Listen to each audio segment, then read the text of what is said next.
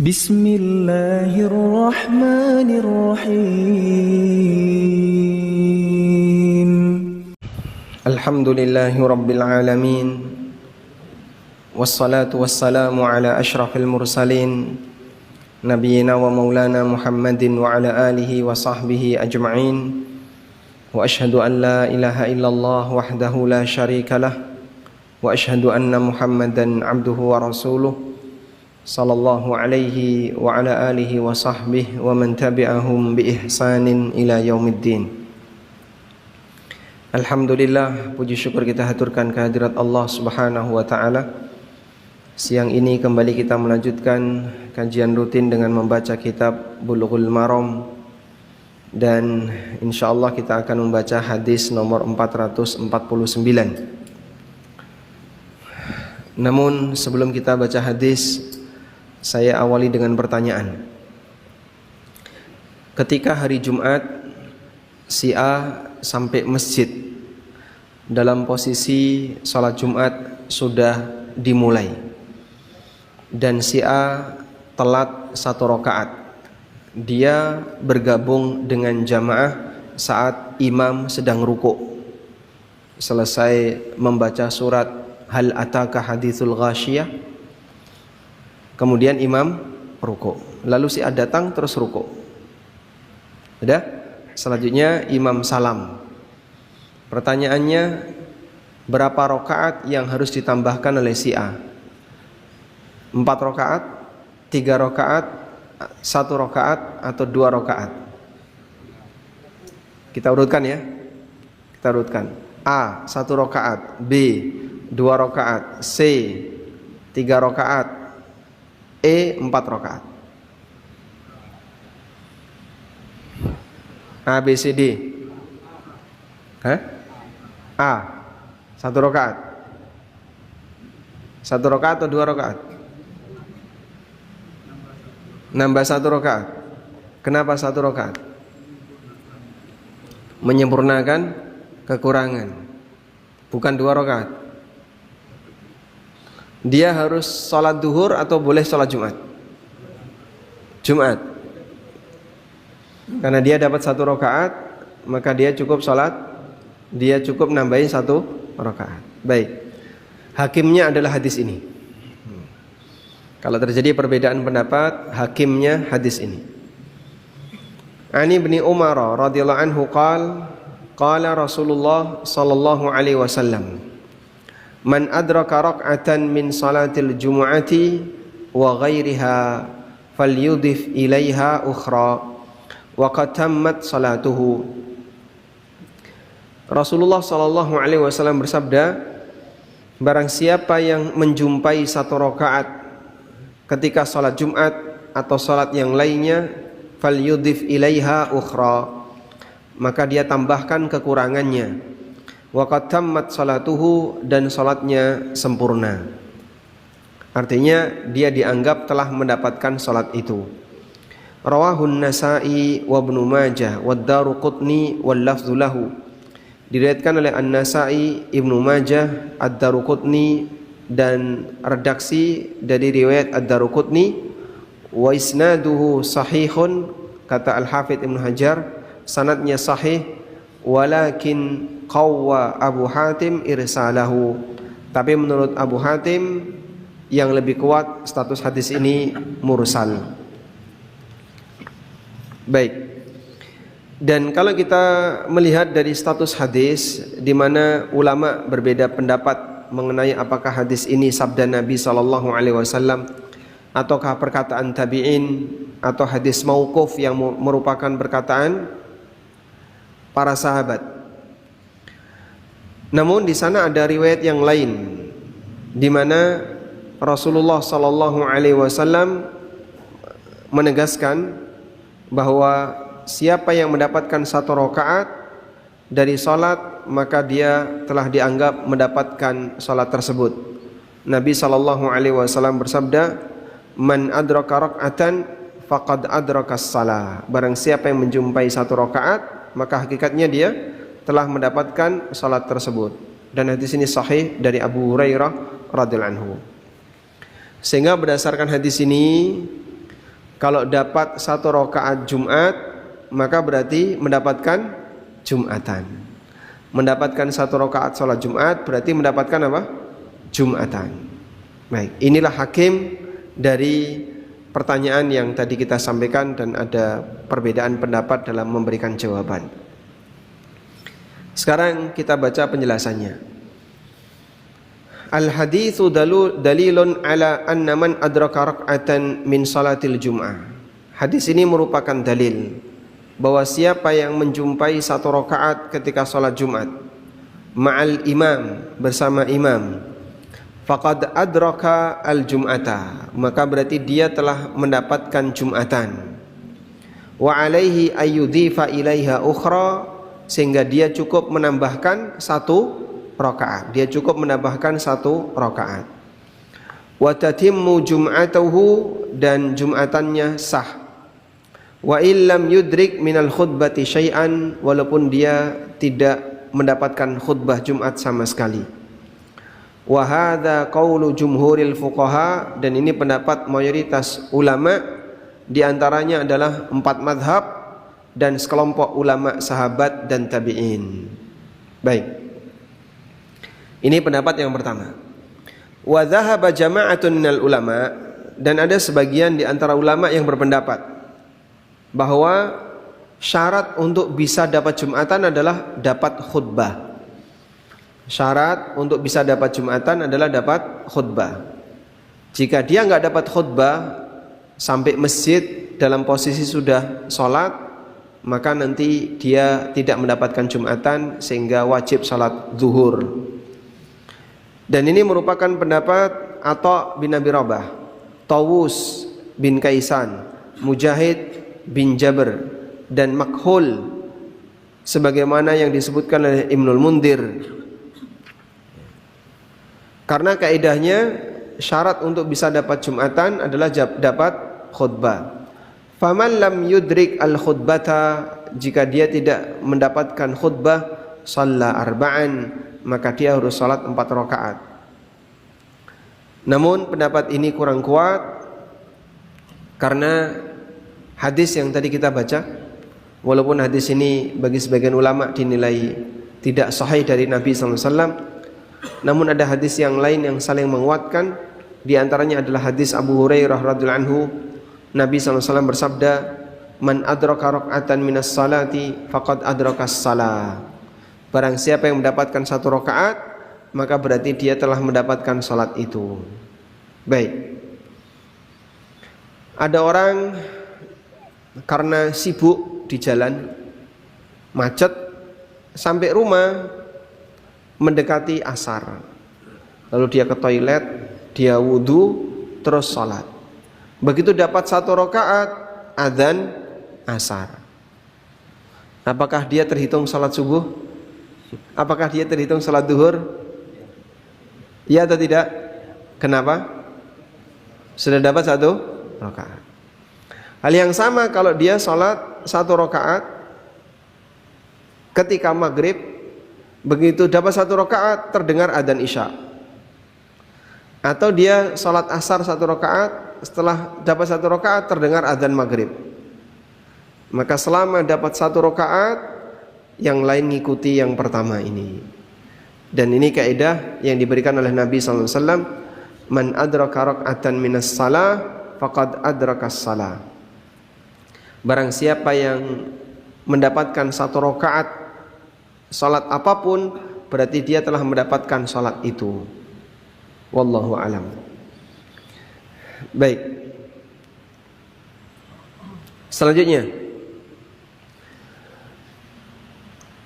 berdasarkan pendapat yang tadi kita sebutkan, yaitu pendapat jumhur, bahwa syarat bisa mendapatkan Jumatan adalah dapat berapa? 1 rakaat. Berarti anna man adraka minal jum'ah aqalla min rak'atin lam yakun mudrikan lis-salah. Siapa yang menjumpai Jumatan kurang dari 1 rakaat. Misalnya imam sedang tasyahud akhir, makmum ini baru bergabung, atau imam sedang sujud di rakaat yang kedua, makmum ini baru bergabung. Maka dalam posisi ini si makmum nanti harus sholat zuhur. Kayudrikal imama ba'da raf'i minar ruku' au fis sujud minas tsaniyah. Seperti misalnya dia menjumpai imam setelah i'tidal atau sujud di rakaat yang kedua atau tasyahud. Fahadha yusalliha dhuhran arba' raka'atin, maka orang ini harus salat zuhur 4 rakaat. Wa yanwiha dhuhran ba'da salamil imam, dan dia niatkan salat zuhur setelah imam salam. Nah, karena kan tadi mungkin dia nggak tahu ya, ini rakaat pertama atau kedua, langsung gabung dia Allahu Akbar terus sujud. Ya, ternyata itu rakaat yang kedua. Berarti mungkin dia punya niat sholat Jumat, tapi karena ternyata imamnya kurang dari 1 rakaat, dia jumpai dalam posisi ketika imamnya sujud, maka gimana? Dia itu sholat zuhur, maka dia niat untuk sholat zuhur. Dia niatkan untuk sholat zuhur. Wa hadza qaulu Malik wa Syafi'i wa Ahmad. Ini merupakan pendapat Imam Malik, pendapat Imam Syafi'i dan pendapat Ahmad. Wa qala Abu Hanifah, dan kata Abu Hanifah, wa jama'atun minhum, dan sekelompok ulama yang lainnya, seperti Al-Hakam, Hammad dan Ibnu Hazm. Idza adrakal imamu fit tasyahudi, apabila imam menjumpai tasyahud, shalla, idza adrakal imam, apabila makmum menjumpai imam fit tasyahudi, ketika tasyahud, shalla rakaatain, maka dia salat 2 rakaat. Wastadallu bihadithi faman adraktum fasallu wa mafatakum faqduma fa'atimmu. Apabila kalian menjumpai imam, maka kerjakan salat segera, jangan ditunda, dan yang ketinggalan bayar ketinggalannya. Faqdu au fa'atimmu, yang ketinggalan selesaikan kekurangannya. Wallahu alam. Baik, intinya adalah kalau kurang dari 1 rakaat yang didapatkan oleh makmum, berarti dia salat apa? Zuhur. Insyaallah cukup jelas ya. Wallahu alam. Selanjutnya,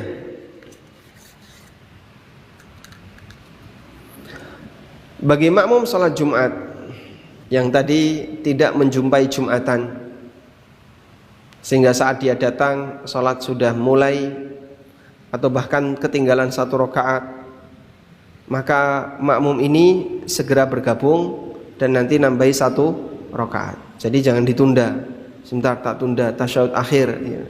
Kalau kamu tunda nanti jadinya salat zuhur.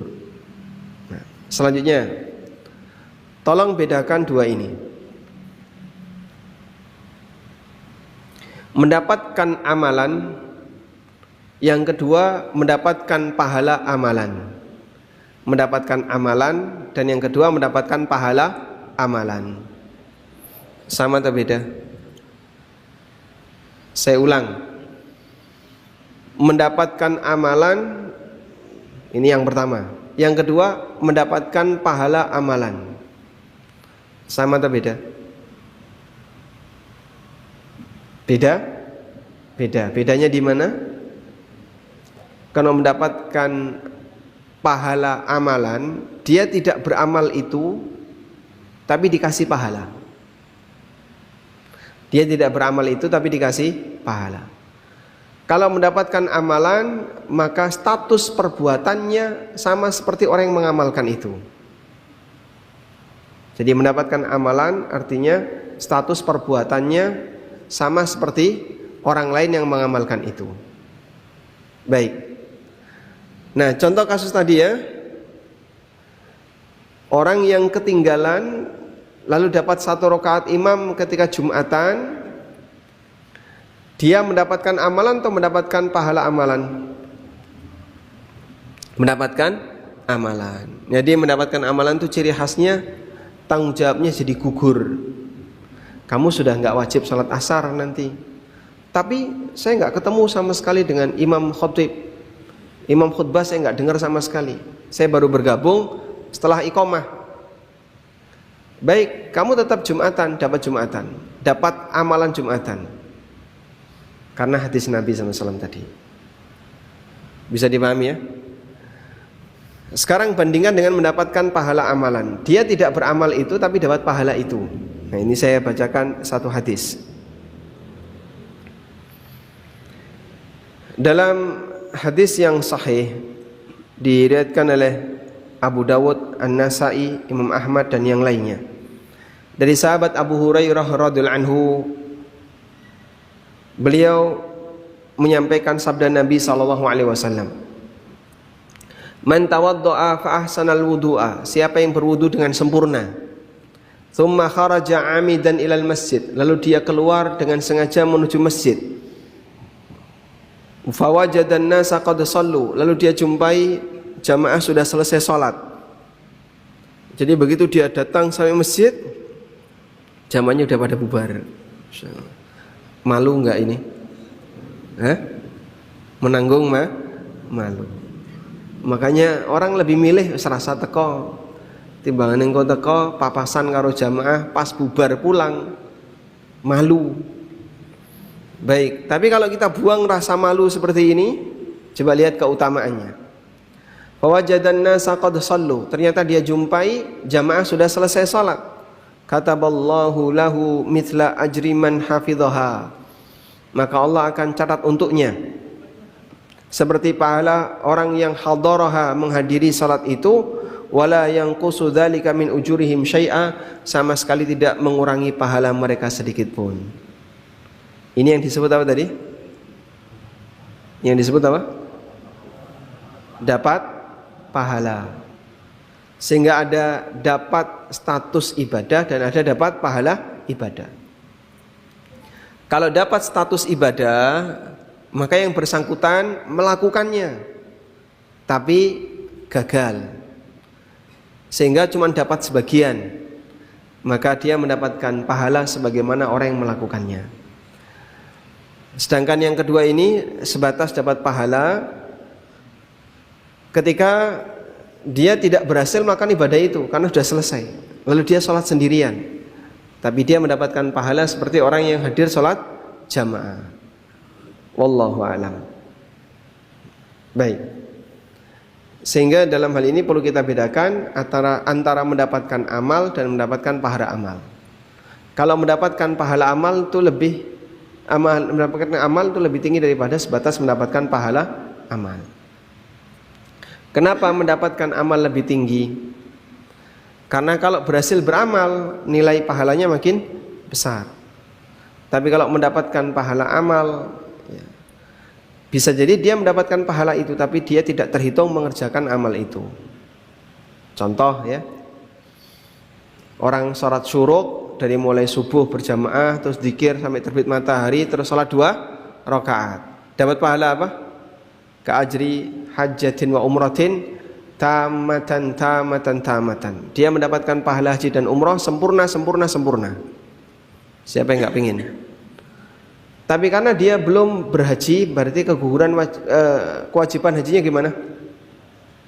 Gugur atau tidak? Tidak. Tapi Pak, saya sudah dapat pahala haji. Kamu dapat pahala, bukan belum, atau bukan dapat amalnya. Wallahu a'lam. Baik, insyaallah bisa dipahami. Satu hadis lagi.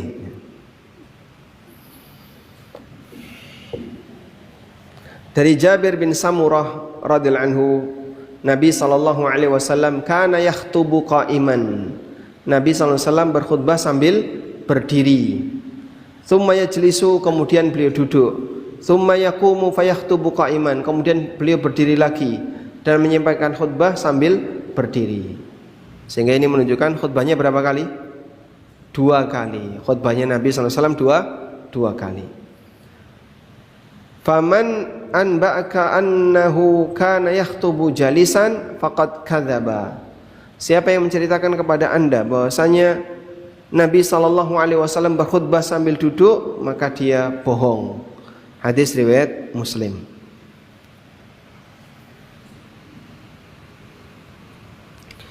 Dalam hadis ini kita mendapatkan pelajaran bahwa khutbah Jumat diposisikan dalam kondisi berdiri. Dan bahkan Ibnul Mundhir rahimahullah menyebutkan, ajma'al ulama'u ala annal khutbata la takunu illa qa'iman liman qadara 'alal qiyam. Ulama sepakat bahwa khutbah hanya dilakukan bagi yang mampu, la takunu illa qa'iman, dilakukan dalam posisi berdiri, liman qadara 'alal qiyam, bagi siapa yang mampu untuk berdiri. Kalau enggak mampu ya wajib duduk. Meskipun kalau dia sudah enggak mampu, misalnya terlalu gemuk badannya, obesitas, sehingga bisanya hanya duduk, tidak bisa naik ke atas mimbar, maka dalam hal ini ya, yang terbaik gimana? Kalau bisa jangan jadi khatib, serahkan kepada yang lain untuk bisa jadi khatib. Ibnu Rajab mengatakan, la'allahu arada ijma'ahum ala istihbabi dzalika, fa innal aktsarun ala annaha tasihhu minal jalisi ma'al qudrati alal qiyam ma'al karaha. Yang dimaksud di sini adalah la'allahu arada ijma'ahum. Yang dimaksud adalah menyebutkan ijma' mereka ala istihbabi dzalika, yang menganjurkan akan hal itu. Yaitu apa tadi? Berkhutbah dalam posisi berdiri. Dan ini Allah sebutkan di akhir dari surat Al-Jum'ah, wa idza ra'au tijaratan aw lahwanin faddu ilaiha wa tarakuka qa'ima. Mereka bubar menuju barang dagangan itu dan mereka meninggalkanmu dalam posisi berdiri. Apa yang dikejar oleh para sahabat? Barang dagangan. Karena kalau pilihannya masih banyak kan bisa milih lebih puas. Wallahu alam. Baik, mungkin itu yang bisa kita sampaikan. Semoga apa yang kita bahas ini bermanfaat. Dan insya Allah di pertemuan berikutnya nanti kita akan menjelaskan tentang tata cara khutbah Jumat. Wassallallahu ala nabiyyina Muhammadin wa ala alihi wa sahbihi wasallam. Ada yang mau disampaikan?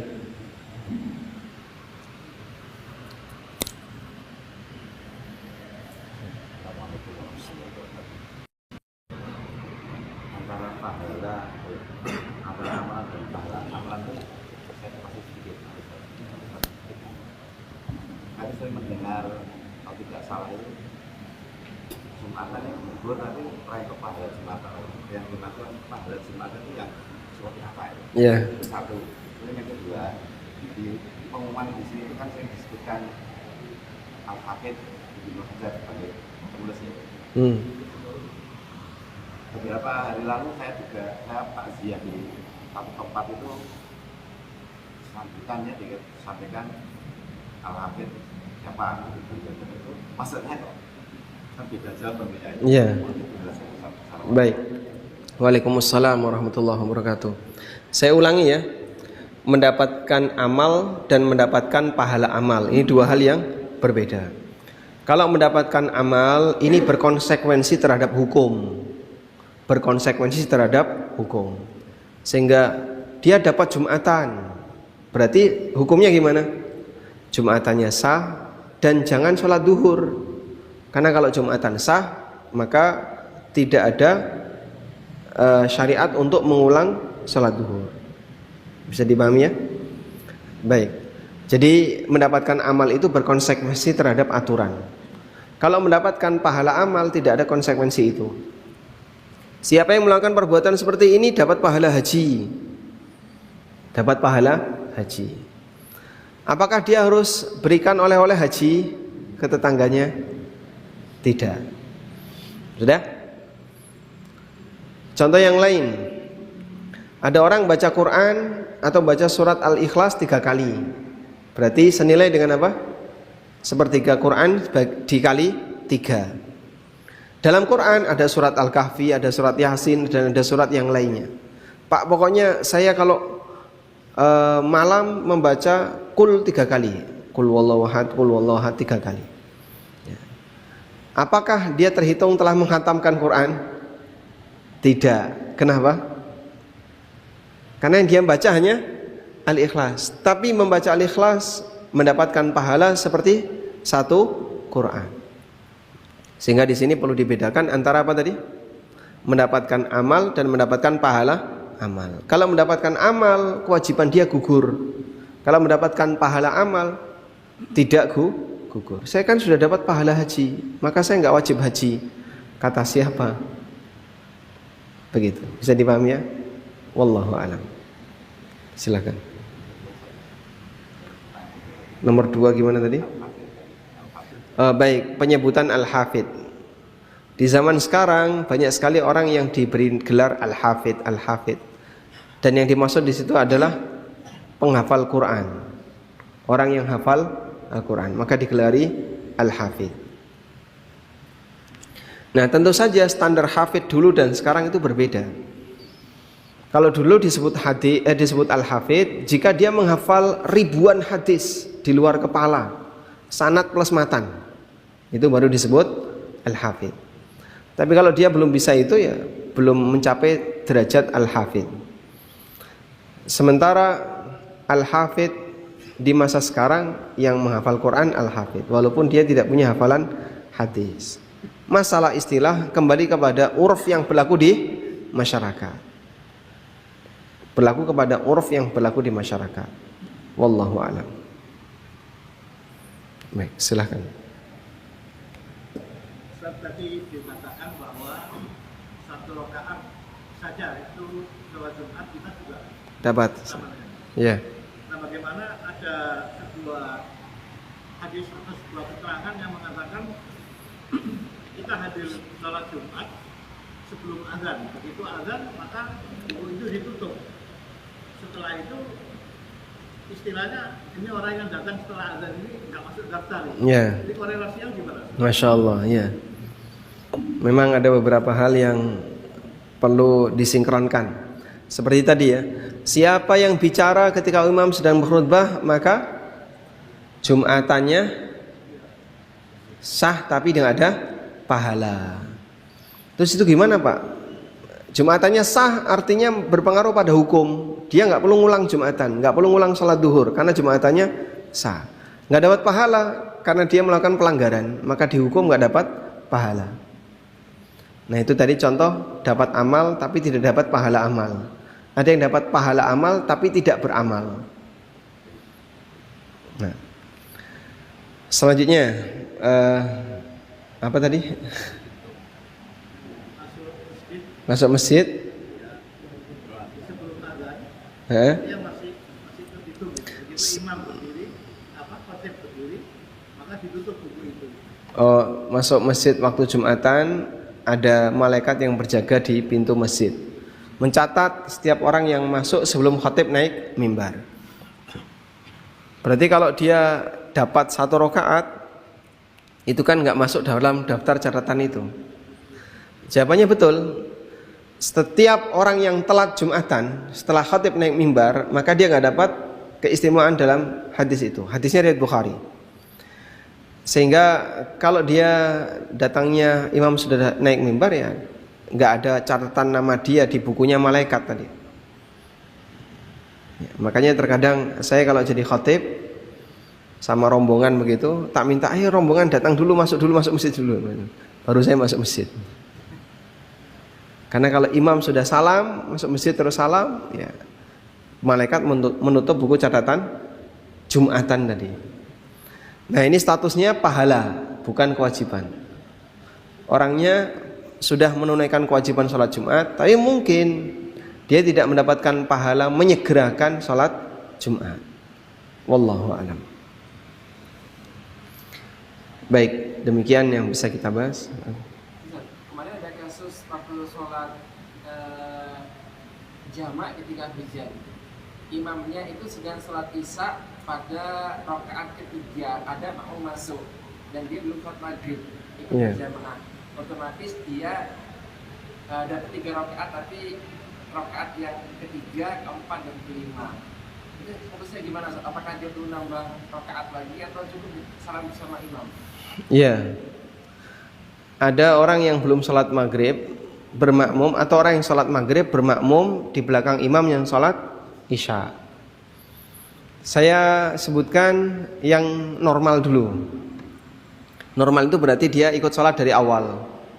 Nah, untuk yang normal begini, setelah dia dapat 3 rakaat, 2 rakaat bersama imam tasyahud awal, bangkit lagi ke rakaat ketiga. Setelah dia dapat 3 rakaat, dia duduk tasyahud akhir. Jangan naik ke 4. Dia duduk tasyahud akhir.